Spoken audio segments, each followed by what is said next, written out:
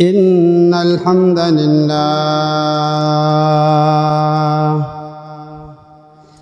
الحمد لله حمد الشاكرين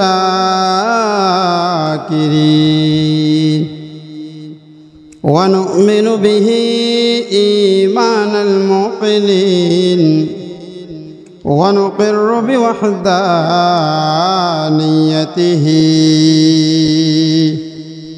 إقرار الصادقين أشهد أن لا إله إلا الله وحده لا شريك له وأشهد أن محمدًا عبده ورسوله أما بعد فأعوذ بالله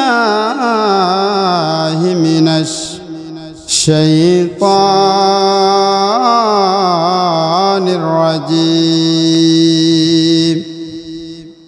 بسم الله الرحمن الرحيم وقل جاء الحق وزهق الباطل إن الباطل كان زهوقا সকলে محبته জবান খুলে মদিনা ওয়ালার প্রেমকে অন্তরে নিয়ে দুরূদ ইব্রাহিম পড়ি। আল্লাহুম্মা সাল্লি আলা মুহাম্মাদ ওয়া আলা আলি মুহাম্মাদ কামা সাল্লাইতা আলা ইব্রাহিম ওয়া আলা আলি ইব্রাহিম ইন্নাকা হামিদুম মাজিদ। اللهم بارك على محمد وعلى آل محمد كما باركت على إبراهيم وعلى آل إبراهيم إنك حميد مجيد। আমার যখন ফুরাবে দিন আসবে গহীন রাতি থেকো প্রভু এ জীবনে হয়ে চিরসাথী আসবে গহীন রাতি আমার যখন ফুরাবে দিন আসবে গহীন রাতি থেকো প্রভু এ জীবনে হয়ে চিরসাথী আসবে গহীন রাতি আমার বলে যখন কাউকে পাব না সেদিন আমার শূন্য হিয়ায় তুমি থেকো সান্ত্বনা তুমি থেকো সান্ত্বনা আখির আলো নিভে যেদিন আসবে আলো দিয়ে থাকবে না কেউ গোরা ধারে একটু আলো নিয়ে সেদিন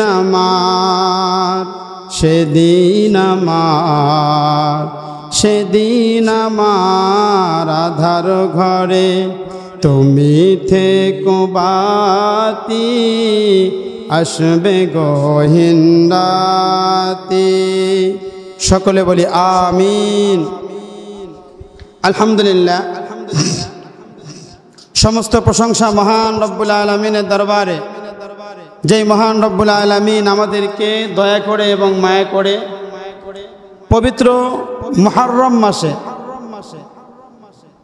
যে আল্লাহ পাক রব্বুল আলামিন আমাদেরকে সবার আগে আল্লাহর ঘর মসজিদে আগে আগে আসবার এবং বসবার, কোরআন ও হাদিস থেকে আমাকে আলোচনা বলবার এবং আপনাদেরকে শুনবার তৌফিক দিয়েছেন, সেই মহান রব্বুল আলামিনের দরবারে আমরা সকলেই শুকরিয়া আদায় করে বলি আলহামদুলিল্লাহ।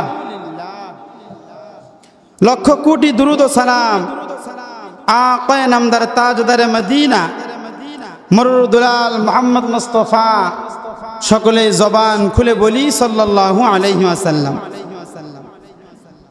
সম্মানিত উপস্থিতি, গত জুমার প্রতিশ্রুতি অনুযায়ী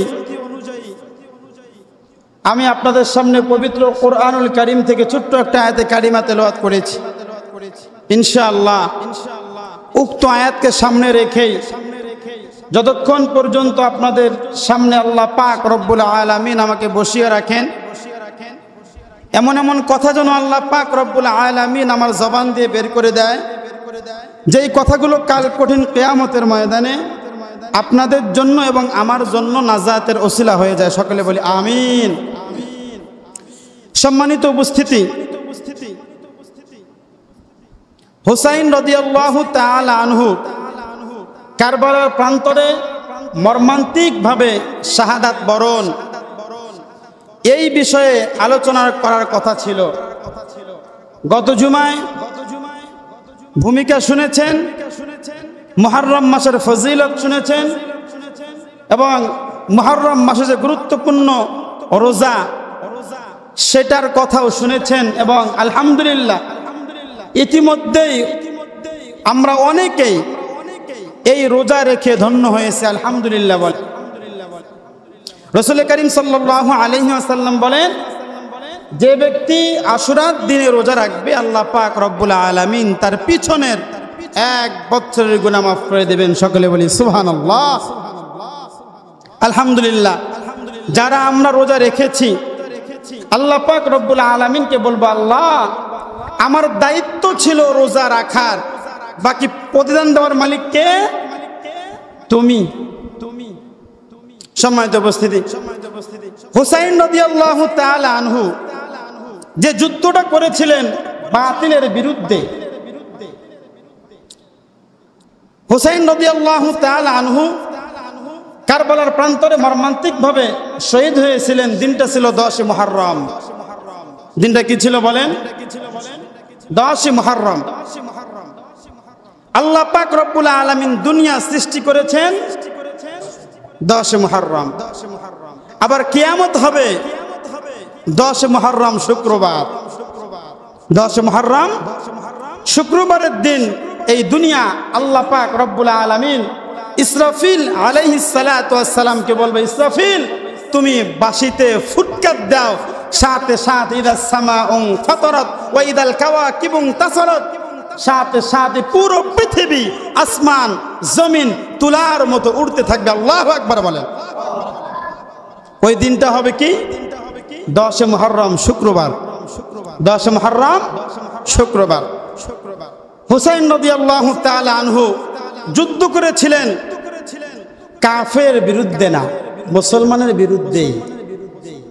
ওরাও ছিল মুসলমান, ওরাও ছিল কি? ওরাও ছিল কি? মুসলমান, যাদেরকে আমরা বলি ইয়াজিদি মার্কা মুসলমান। কি মুসলমান বলি? ইয়াজিদি মার্কা মুসলমান আমরা বলি বর্তমানে। সম্মানিত উপস্থিতি, ছোট্ট একটু ভূমিকা টানবো, তারপরে আসল আলোচনায় চলে যাব। হুসাইন রাদিয়াল্লাহু তাআলা আনহু যেই জন্য যুদ্ধ করেছিলেন, আল্লাহর জমিনে, আসমানের নিচে, জমিনের উপরে হুকুম চলবে কার? আল্লাহ পাক রব্বুল আলামিনের হুকুম চলবে। রাসূল করিম সাল্লাল্লাহু আলাইহি ওয়াসাল্লাম যখন দুনিয়া থেকে বিদায় নিলেন, মুসলিম জাহানের খেলাফতের দায়িত্ব পেলেন হযরত আবু বকর সিদ্দিক রাদিয়াল্লাহু তাআলা আনহু। উনি দুনিয়া থেকে চলে গেলেন। মুসলিম জাহানের খেলাফতের দায়িত্ব পেলেন হযরত ওমর ফারুক রাদিয়াল্লাহু তাআলা আনহু। উনি দুনিয়া থেকে চলে গেলেন। মুসলিম জাহানের খেলাফতের দায়িত্ব পেলেন হযরতে উসমান গনি রাদিয়াল্লাহু তাআলা আনহু। উনি দুনিয়া থেকে চলে গেলেন। মুসলিম জাহানের খেলাফতের দায়িত্ব পেলেন হযরতে আলী রাদিয়াল্লাহু তাআলা আনহু। উনি দুনিয়া থেকে চলে গেলেন। এরপরে মুসলিম জাহানের খেলাফতের দায়িত্ব পেলেন হযরতে মুয়াবিয়া রাদিয়াল্লাহু তাআলা আনহু। তাদের যে প্রক্রিয়া ছিল সেটা হলো 10 জন যাকে ভালো বলবে সেই মুসলিম জাহানের খেলাফতের দায়িত্বে বসবে, যাকে বলা হয় গণতন্ত্র। কি বলা হয়? যেরকম বর্তমানে দেখেন না, ভোট যেই দিকে বেশি সরকার সে, ভোট যেই দিকে বেশি সরকার সেই। সম্মানিত উপস্থিতি, খলিফা যখন মারা যাইতো সকলেই মিলে বৈঠক করত, বর্তমানে কোন মানুষটা আমলের দিক দিয়ে বেশি, নামাজের দিক দিয়ে বেশি, ভালো কাজের দিক দিয়ে বেশি, এই দিক দিয়ে বিবেচনা করে খেলাফতের যিনি মসনদে বসবেন তাকে নিযুক্ত করা হয়। মুআবিয়া রাদিয়াল্লাহু তাআলা আনহু দুনিয়া থেকে চলে গেলেন। যাওয়ার পরে যেই প্রক্রিয়াটা ছিল, পরামর্শ করবে, এরপরে মুসলিম জাহানের খেলাফতের দায়িত্বে বসাবে, এই প্রক্রিয়াটা না করেই হযরত মুআবিয়া রাদিয়াল্লাহু তাআলা আনহুর সন্তান, যাকে বলা হয় ইয়াজিদ, নাম কি বলেন? ইয়াজিদ, সে মুসলিম জাহানের খেলাফতের দায়িত্বে বসে পড়ল। কেন? বাপ খলিফা, আমিও খলিফা। দেখবেন বর্তমানে তো পীরের কোনো অভাব নাই, আছে? বাবা পীর, সন্তানও আছে কি নাই? বাবা যদি কোন রকম পীর হইতে পারে, ওর 14 গোষ্ঠীর কোনো কামাই করার দরকার নাই। কথা বলেন ঠিক কিনা? এরকম পীর বাংলাদেশের মধ্যে আছে কি নাই? বাবা পীর, সন্তানও পীর, তার সন্তানও পীর, আমল আখলাক ঠিক থাকুক বা না থাকুক। হুসাইন রাদিয়াল্লাহু তাআলা আনহু, তার দুইটা প্রশ্ন ছিল। মুসলিম জাহানের যিনি খলিফা হবেন তাকে সকলেই মিলে নিযুক্ত করবেন, কিন্তু হযরত মুআবিয়া রাদিয়াল্লাহু তাআলার সন্তান ইয়াজিদ যখন মুসলিম বিশ্বের খেলাফতের দায়িত্ব নিলেন, না ছিল তার আমল আখলাক, না ছিল কোনো দিক দিয়ে তার ব্যক্তিত্ব, না ছিল কোনো দিক দিয়ে আমলের দিক দিয়ে অনেক বেশি, সে মুসলিম বিশ্বের খেলাফতের দায়িত্বে বসে পড়ল। বসার পরেই অবিচার, জুলুম, নির্যাতন, মদ পান সহকারে বড় বড় অন্যায় তিনি করা শুরু করে দিলেন। জোরে বলেন নাউজুবিল্লাহ। তখনও কিন্তু রাসূলের দৌহিত্র হুসাইন রাদিয়াল্লাহু তাআলা আনহু দুনিয়ার মধ্যে জীবিত। তার একটা প্রশ্ন ছিল, সেটা হলো যদি বাবার পরে কেউ নেতৃত্ব দেয়, এই দিক দিয়ে যদি মুআবিয়ার সন্তান, হযরত মুআবিয়ার সন্তান ইয়াজিদ যদি খেলাফতের দায়িত্বে বসে, তাহলে ওই চেয়ারটা আমার চাইতে হকদার বর্তমানে আর কেউ নাই। কথা বলেন ঠিক কিনা? রাসূল করিম সাল্লাল্লাহু আলাইহি ওয়াসাল্লামের রক্ত যখন এখন পর্যন্ত জীবিত আছে, তার মানে তার চাইতে হকদার আর কেউ আছে? যদি বাবার পরে নেতৃত্ব পায়, তাহলে তো হযরত হুসাইন রাদিয়াল্লাহু তাআলা চাইতে ওই সময়ে আর কেউ পায় না, ওইটাও বাদ থাকলো। হুসাইন রাদিয়াল্লাহু তাআলার কথা, আমাকেই যে খেলাফতের দায়িত্বে বসাতে হবে তা নয়। আমার কথা হলো সাহাবায়ে কেরাম পরামর্শ করবে, যাকে যোগ্য মনে করবে সেই খেলাফতের দায়িত্ব পাবে। কথা বলেন ঠিক কিনা? যদি যোগ্য ব্যক্তি তার আসল মসনদে না থাকে, ওই জায়গার মধ্যে জুলুম, নির্যাতন, অবিচার শুরু হয়ে যাবে। কথা বলেন ঠিক কিনা? সম্মানিত উপস্থিতি, হুসাইন রাদিয়াল্লাহু তাআলা আনহু যুদ্ধ করার জন্য নয়। মানুষ যদি যুদ্ধ করার জন্য যায়, খালি হাত পায়ে কি যায়? কথা বলেন, খালি হাত পায়ে যায়? খালি হাত পায়ে যায় না। যুদ্ধ করার জন্য গেলে ছোট্ট ছোট্ট বাচ্চাদেরকে নিয়ে যায়। একটু হাহু করেন আমার সাথে, কথা কি বুঝতেছেন? ছোট ছোট বাচ্চাদেরকে নিয়ে যায়, যুদ্ধের মধ্যে মহিলাদেরকে নিয়ে যায়, দুর্বল কোনো মানুষদেরকে নিয়ে যায়। অস্ত্র ছাড়া কেউ যুদ্ধের ময়দানে যায় না। হুসাইন রাদিয়াল্লাহু তাআলা আনহুর কথা, আমি ইয়াজিদের কাছে যাব, ওখানে যাওয়ার পরে তাকে বলবো, তাকে এত বড় ক্ষমতা কে দিয়েছে, যে চেয়ারটাই ছিল সরকার দু আলম নবী মুস্তাফা মুহাম্মদুর রাসূলুল্লাহ সাল্লাল্লাহু আলাইহি ওয়াসাল্লাম, তারপরে সিদ্দিক আকবর রাদিয়াল্লাহু তাআলা আনহু, তারপরে ওমর ফারুক রাদিয়াল্লাহু তাআলা আনহু, তারপরে উসমান গনি রাদিয়াল্লাহু তাআলা আনহু, তারপরে হযরত আলী রাদিয়াল্লাহু তাআলা আনহু। যে চেয়ারে ছিলেন হযরতে মুআবিয়া, যাকে বলা হতো কাতেবে ওহী, তিনি ছিলেন যে চেয়ারের মধ্যে। ওই চেয়ারে বসে একজন মানুষ অবিচার করবে, দুর্নীতি করবে, খারাপ কাজ করবে, আমি রাসূলের দৌহিত্র নাতি জীবিত থাকতে কখনো হতে পারে না, পারে না, পারে না। কথা বলেন ঠিক কিনা? হুসাইন রাদিয়াল্লাহু তাআলা আনহু হযরতে মুআবিয়ার সন্তান ইয়াজিদের কাছে চলে গেলেন। ঘটনা অনেক লম্বা। একদল ইয়াজিদকে জান দেখবেন প্রত্যেকটা যুগে পাঁচটা কিছু মানুষ থাকে, আছে কি নাই? আছে না? ওরা ইয়াজিদের আশপাশ যারা ছিল ভালো ভালো পদ পাওয়ার জন্য, কি পাওয়ার জন্য? যোগ্যতা নাই, ভালো ভালো পদ পাওয়ার জন্য, গভর্নর হওয়ার জন্য, বিচারক হওয়ার জন্য একটা দল গঠন করলো। গঠন করার পরে ঘোষণা দিয়ে দিল মুসলিম জাহানের খলিফা ইয়াজিদ। কে? ইয়াজিদ। কিন্তু কুফা নগরী থেকে হুসাইন রাদিয়াল্লাহু তাআলা আনহুর কাছে একটা দুইটা নয়, শত শত হাজার হাজার চিঠি প্রেরণ করেছিল। এখন তো আর চিঠির যুগ নাই, আগে চিঠির যুগ ছিল। একটা চিঠি গেলে এরকম 1 মাস 2 মাস পরে উত্তর আসতো। এখন তো হ্যালো বলার সাথে সাথে পৃথিবীর আরেক প্রান্তে সংবাদ চলে যায়। কিন্তু সংবাদ নয়, ভিডিও কলেও দেখা যায়, ভিডিও কলেও দেখা যায়। সম্মানিত উপস্থিতি, হুসাইন রাদিয়াল্লাহু তাআলা আনহু কুফা নগরীর দিকে রওনা দিয়েছেন এবং তার উদ্দেশ্য ইয়াজিদকে বলবেন মুসলিম জাহানের খেলাফতের দায়িত্ব সে কেন নিল পরামর্শ ছাড়া, যদিও বা নিল সে কেন জুলুম করবে, নির্যাতন করবে সাধারণ মানুষের উপরে, ওই চেয়ারে বসে কেন সে অনৈতিক কাজ করবে। কথা কি বুঝতে পারছেন? এই জন্য হুসাইন রাদিয়াল্লাহু তাআলা আনহু তার আওলাদদেরকে নিয়ে, সন্তানদেরকে নিয়ে, স্ত্রীকে নিয়ে এবং তার পরিবার বর্গের লোকজনদেরকে নিয়ে 70 থেকে 80 জন নিরস্ত্র মানুষ, কোনো অস্ত্র নেই তাদের সাথে। তারা তো যুদ্ধ করার জন্য যাচ্ছেন না, যুদ্ধ করার জন্য যাচ্ছেন কিছু দাবি নিয়ে যাচ্ছেন। কি নিয়ে যাচ্ছেন? কিছু দাবি নিয়ে যাচ্ছেন ইয়াজিদের কাছে। এই দাবিগুলো উপস্থাপনা করবেন। আমার ভাইয়েরা, আমার বন্ধুগণ, হযরতে হুসাইন রাদিয়াল্লাহু তাআলা আনহু 70 থেকে 80 জন মানুষদেরকে সাথে নিয়ে যখন নাকি ইয়াজিদের কাছে যাচ্ছেন, কুফা নগরীর দিকে যাচ্ছেন, কুফা নগরীর দিকে সংবাদ চলে গেল বিশ্ব নবীজি সরকার দু আলম নবীর নাতি হুসাইন রাদিয়াল্লাহু তাআলা আনহু কারবালার প্রান্তর দিয়ে কুফা নগরীর দিকে রওনা দিয়ে দিচ্ছেন।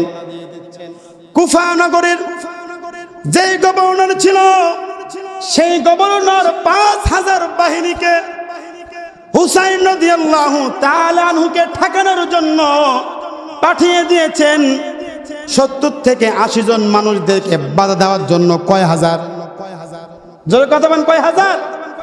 5000 সেনাবাহিনী, 5000 সৈন্য অস্ত্রে শস্ত্রে সজ্জিত হয়ে কারবালার প্রান্তর পর্যন্ত চলে আসলেন।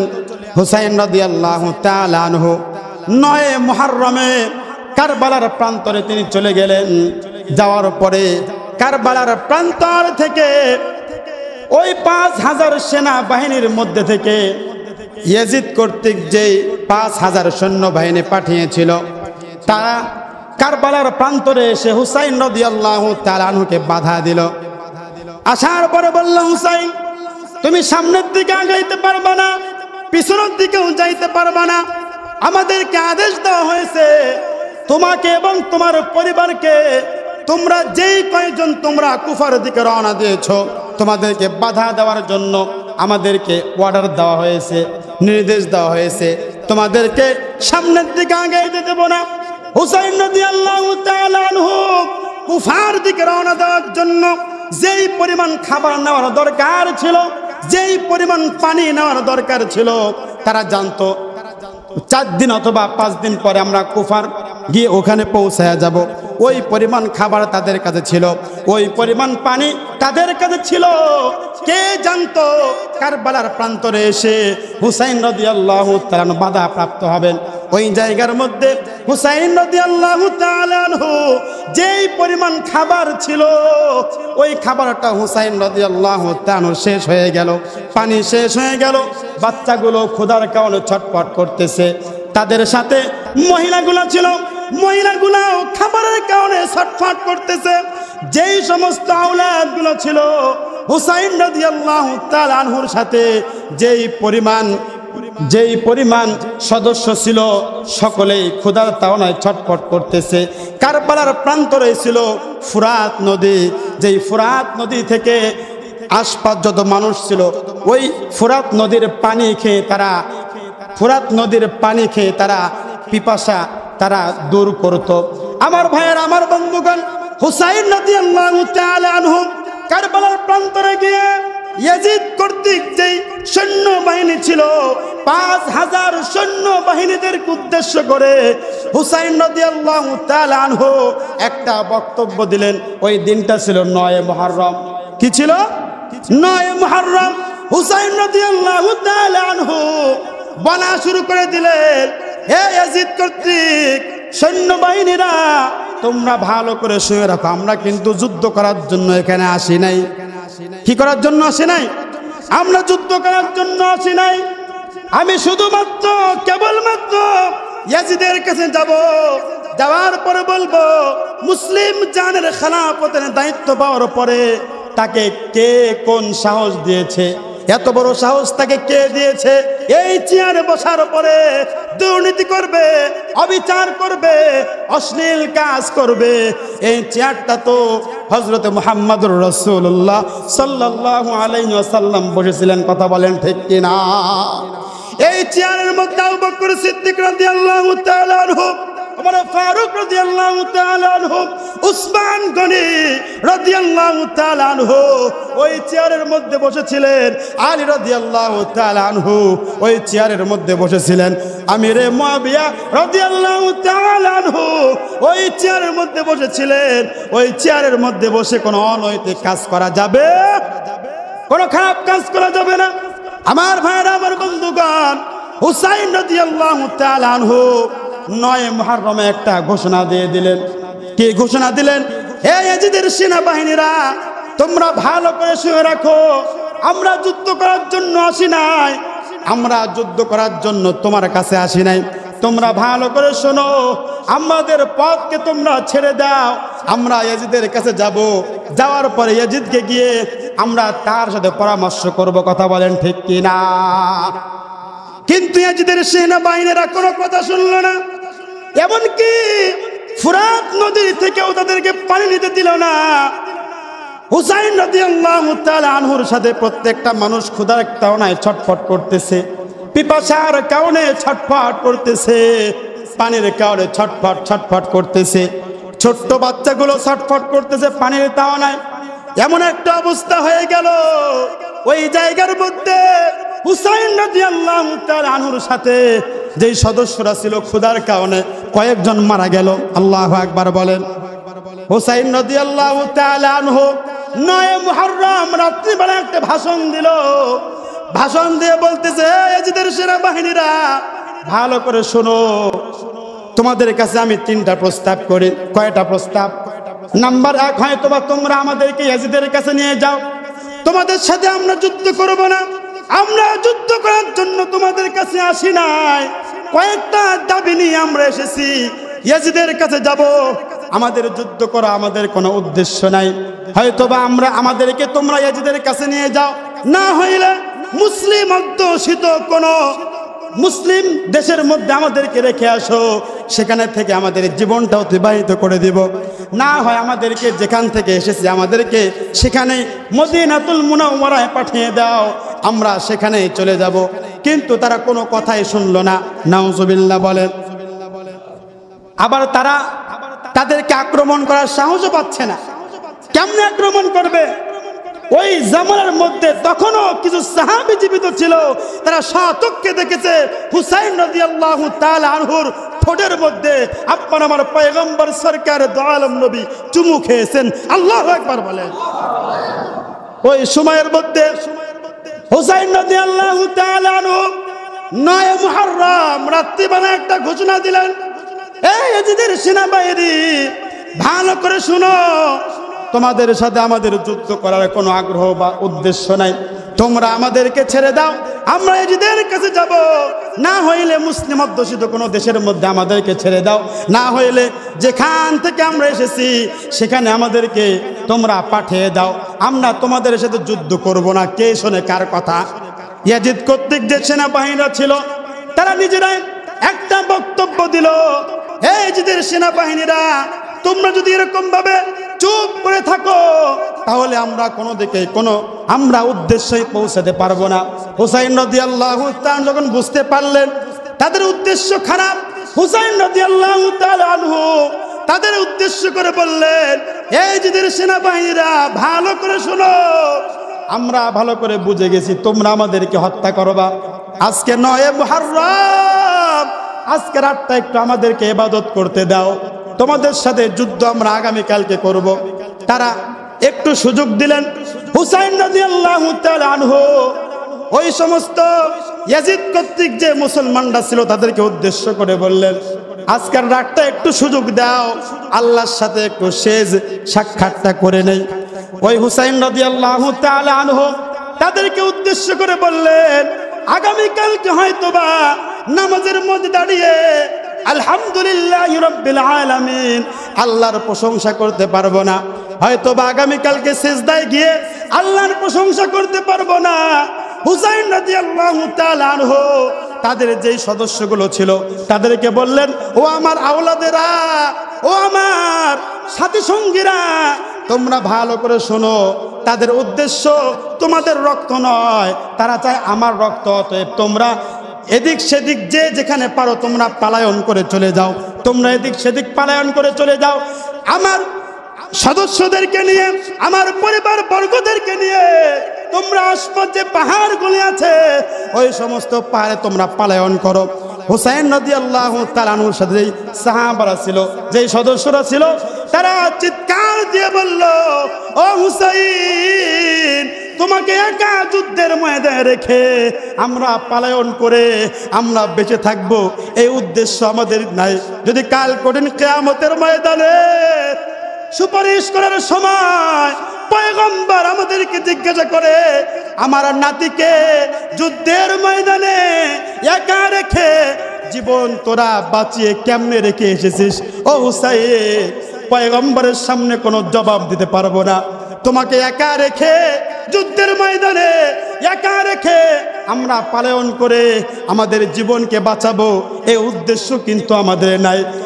কারণ আমরা নিয়োগ করে ফেলেছি, আমরা তোমার সাথে যুদ্ধের ময়দানে ঝাঁপিয়ে পড়ে রক্ত মাখা দেহটা নিয়ে কাল কঠিন কিয়ামতের ময়দানে উঠবো, দাঁড়িয়ে পয়গম্বরের সামনে বলবো, পয়গম্বর, আমরা যেরকম ভাবে আপনি জীবিত থাকতে আপনার ডাইনে বায়ে সামনে পিছনে সব দিক থেকে আমরা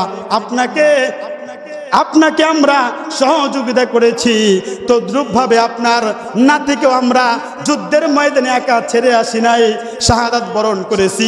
এই কথাটা যাতে করে আমরা কিয়ামতের ময়দানে রাসূলের সামনে বলতে পারি। সকলে বলেন সুবহানাল্লাহ। হুসাইন রাদিয়াল্লাহু তাআলা আনহু পিপাসায় পিপাসিত হয়ে গেলেন, সাথী সঙ্গীরা পানি পানি বলে চিৎকার দিলেন। হুসাইন রাদিয়াল্লাহু তাআলা আনহু পানি নেওয়ার জন্য ফুরাত নদীর তীরের দিকে রওনা দিয়ে দিলেন। ইতিমধ্যেই হুসাইন রাদিয়াল্লাহু তাআলা আনহুর সাথী সঙ্গীরা অনেকে পানি পানি বলে চিৎকার দিতে দিতে শাহাদাত বরণ করেছেন। হুসাইন রাদিয়াল্লাহু তাআলা আনহু দৌড় দিলেন ফুরাত নদীর তীরে। যখন নাকি ফুরাত নদীর তীরে চলে গেলেন, যাওয়ার পরে পানি তখন হাতের মধ্যে নিলেন, হুসাইন রাদিয়াল্লাহু তাআলা চিন্তা করতে লাগলেন, এই ফুরাত নদীর পানি আমার সাথী সঙ্গীরা পায় নাই, সাথী সঙ্গীরা পানি না খেয়ে যুদ্ধের ময়দানে তারা তাদের জীবনটা ত্যাগ করে ফেলেছে, এই পানি আমি পান করতে পারবো না। আল্লাহু আকবার বলে। নেতা কারে কয় দেখছেন? নেতা এরাই হলো আসল নেতা। কথা বলেন ঠিক কিনা? আমার ভাইরা, আমার বন্ধুগণ, বর্তমানে নেতা আছে তারা আপন বাঁচলে বাপের নাম। কথা বলেন ঠিক কিনা? দেখা যায় ব্যাংকের, দেখা যায় বিভিন্ন নেতার কিনা। আমার ভাইয়েরা, আমার বন্ধুগণ, হুসাইন রাদিয়াল্লাহু তাআলা আনহু চিন্তা করতে লাগলেন, এই পানি আমি পান করব না। সোজা চলে আসলেন। আসার পরে হুসাইন রাদিয়াল্লাহু তাআলা আনহুর বিবি বললেন, ও প্রাণের স্বামী আমার, ও নজর করে তাকে দেখেন এই পানির কারণে আপনার ছোট্ট সন্তান আসগর পানির কারণে ছটফট করতেছে, আমরাও পানির কারণে ছটফট করতেছি। আমাদের পানি খাওয়ার দরকার নাই, এই ছোট্ট বাচ্চার জন্য আপনি একটু পানি নিয়ে আসেন।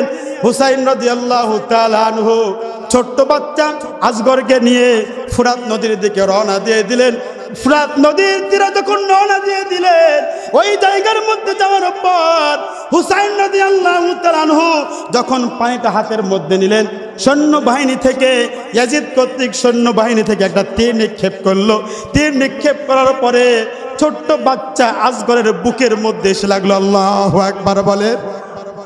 হুসাইন রাদিয়াল্লাহু তাআলা চোখের পানি ছেড়ে দিলেন। ছাড়ার পরে বলতেছে, আল্লাহ, আমার চিন্তা চেতনায় ভুল থাকতে পারে, কিন্তু মাসুম বাচ্চা কি অন্যায় করেছে? হুসাইন রাদিয়াল্লাহু তাআলা আনহু ছোট্ট বাচ্চাকে হাতের মধ্যে নিলেন। নেওয়ার পরে আসমানের দিকে তুলে আল্লাহকে বলেন, আল্লাহ, তোমার কাছে আজকে বিচার দিলাম, কাল কঠিন কিয়ামতের ময়দানে এই ছোট্ট বাচ্চার বিচার কিন্তু তোমাকে করতে হবে। হুসাইন রাদিয়াল্লাহু তাআলা পানি পান না করে রক্ত মাখা হুসাইন রাদিয়াল্লাহু তাআলা সন্তানকে কোলের মধ্যে নিয়ে তাঁবুর মধ্যে প্রবেশ করলেন। প্রবেশ করার পর তার বিবিকে বলতেছে, বিবি রে, তোর সন্তান সারা জীবনের জন্য পানি পান করেছে, এই সন্তান আর কোনোদিন তোর কাছে পানি পান করতে চাইবে না। ও প্রাণের বিবি আমার, এই সন্তান আর কোনোদিন তোর বুকের দুধ খাইতে চাবে না, এই সন্তান আর কোনোদিন তোর কোলের মধ্যে পেশাব করবে না রে বিবি। তোর সন্তান সারা জীবনের জন্য পানি পান করে ফেলেছে। তবে বিবি, একটা কথা ভালো করে শুনে রাখ, আমি ভালো করে জানি আমি যুদ্ধের ময়দান থেকে জীবিত ফিরতে পারবো না, কিন্তু তোর কাছে একটা আমার আবদার রে বিবি, আমি যখন শাহাদাত বরণ করব, রক্ত মাখা দেহটা নিয়ে তুই কিন্তু কখনো কান্নাকাটি করবি না। জয়বেন আল্লাহু আকবার। হুসাইন রাদিয়াল্লাহু তাআলা বিবির কাছ থেকে বিদায় নিয়ে নিলেন। আরো যে সমস্ত সাহাবারা এবং তার সাথী সঙ্গীরা ছিল তাদেরকে সাথে নিয়ে যুদ্ধের ময়দানে ঝাঁপিয়ে পড়লেন। দিনটা ছিল 10 মুহররম। কতই মুহররম? 10 মুহররমের দিন হুসাইন রাদিয়াল্লাহু তাআলা আনহু যুদ্ধের ময়দানে যখন নাকি ঝাঁপিয়ে পড়েছেন, অনেককেই জাহান্নামে পাঠানোর পর সীমান নামে একজন লোক ছিল, নাম কি? সীমান। সে একটা তীর নিক্ষেপ করলো। অনেক লম্বা ইতিহাস, বলতে গেলে আসল উদ্দেশ্য আমার শেষ হয়ে যাবে, অনেক লম্বা টাইম লাগবে, সেই দিকে আমি যাচ্ছি না। তীর নিক্ষেপ করার পরে হুসাইন রাদিয়াল্লাহু তাআলা আনহুর বুকের মধ্যে যে তীরটা লাগলো, নাউজুবিল্লাহ বলেন। হুসাইন রাদিয়াল্লাহু তাআলা আনহু এরপরে যুদ্ধ করতেছেন। যুদ্ধ করতে করতে অনেককেই জাহান্নামে পাঠিয়ে দিলেন। পাঠিয়ে দেওয়ার পর হুসাইন রাদিয়াল্লাহু তাআলা আনহুকে চতুর্দিক থেকে আরো যখন তীর নিক্ষেপ করলেন, তীর নিক্ষেপ করতে করতে হুসাইন রাদিয়াল্লাহু তাআলা আনহু ঘোড়া থেকে পড়ে গেলেন।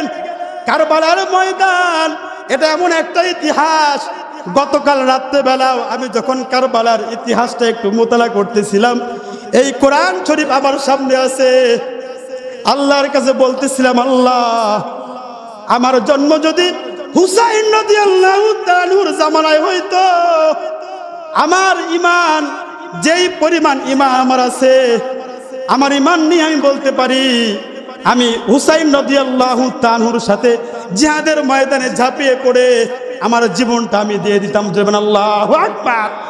শুধু আমি নয়, আজ পর্যন্ত হুসাইন রাদিয়াল্লাহু তাআলা আনহুকে যারাই মুহাব্বত করে, যারাই কারবালার প্রান্তরের মর্মান্তিক শাহাদাতের কাহিনী শুনেছে, তাদের ঈমান অনুযায়ী তারাও বলে, তারাও যদি জীবিত থাকতো ওই কারবালার প্রান্তরে অংশগ্রহণ করে হুসাইন রাদিয়াল্লাহু তাআলা আনহুকে যতক্ষণ পর্যন্ত পারতো তারা হেফাজত করতো। কথা বলেন ঠিক কিনা? আমার ভাইয়েরা, আমার বন্ধুগণ, ওই মুহূর্তের মধ্যে হুসাইন রাদিয়াল্লাহু তাআলা আনহুর গলাটা 2 ভাগ করা হলো। জোরে বলেন নাউজুবিল্লাহ। আমার ভাইয়েরা, আমার বন্ধুগণ, 10 মুহররমের রাত্রিবেলায় দিন আমাদের একজন আম্মা জান উম্মে সালামা রাদিয়াল্লাহু তাআলা আনহু, তিনি বিশ্বনবীজিকে স্বপ্নে দেখলেন। স্বপ্নে দেখার পর উম্মে সালামা জিজ্ঞাসা করতেছেন, পয়গম্বর, আপনাকে ইতিপূর্বে আমি আপনাকে দেখেছি, এরকম আপনাকে টেনশন যুক্ত দেখি নাই, তবে কেন আপনি এত চিন্তা করতেছেন? উম্মে সালামাকে পয়গম্বর বলেন, এ প্রাণের বিবি, কারবালার প্রান্তরে আমার দৌহিত্র, আমার কলিজার টুকরা নাতি, যে নাকি আমার পিঠে উঠতো, আমি ঘোড়া হইতাম, আর হুসাইন আমাকে ঘোড়া বানিয়ে দুনিয়াতে চলাফেরা করতো। আল্লাহু আকবার বলেন।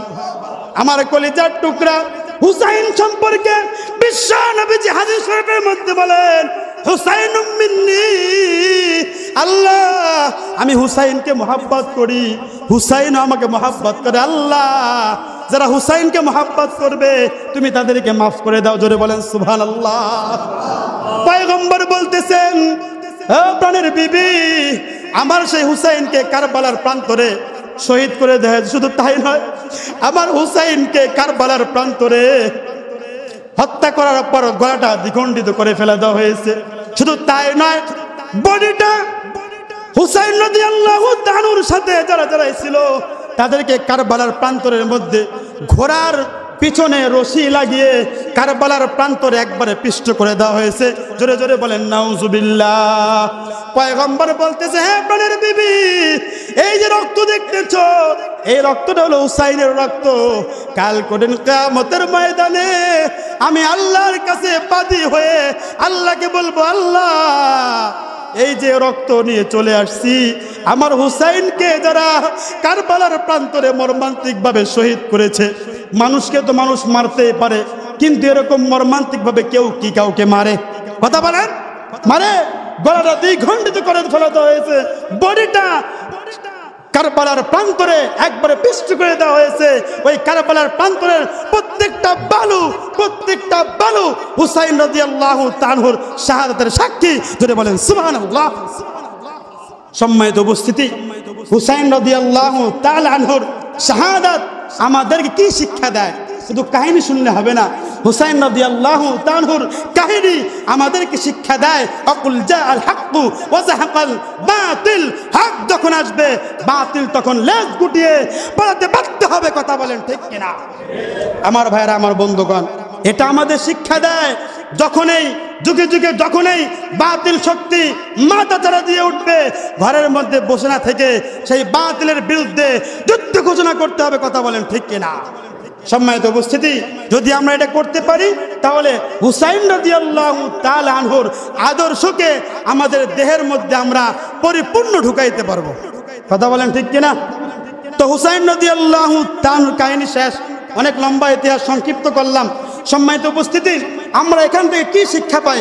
এখান থেকে শিক্ষা পাই হুসাইন রাদিয়াল্লাহু তাআলা আনহু, আজকে যারা আমরা এখানে হুসাইন রাদিয়াল্লাহু তাআলা আনহুর কাহিনী শুনলাম, আমরা ইমানে উজ্জীবিত হয়ে আমরা একটা ওয়াদা করতে পারি, সেটা হলো যে হুজুর হুসাইন রাদিয়াল্লাহু তাআলা আনহু কারবালার প্রান্তরে শাহাদাত বরণ করেছেন শুধুমাত্র কেবলমাত্র আল্লাহর জমিনে আল্লাহর দ্বীনকে প্রতিষ্ঠা করার জন্য। কথা বলেন ঠিক কিনা? দিন প্রতিষ্ঠা হবে 5 ওয়াক্ত নামাজ, রোজা, হজ, যাকাত, এইগুলো কি বাদ দিয়ে? কথা বলেন, এইগুলো বাদ দিয়ে নাই। হুসাইন রাদিয়াল্লাহু তাআলা এটাও শিক্ষা দেন যে যত বড়ই ক্ষমতাধর হোক না কেন, অস্ত্র থাকবে না থাকবে কেন, বাতিলের বিরুদ্ধে মোকাবেলা করতে হবে। কথা বলেন ঠিক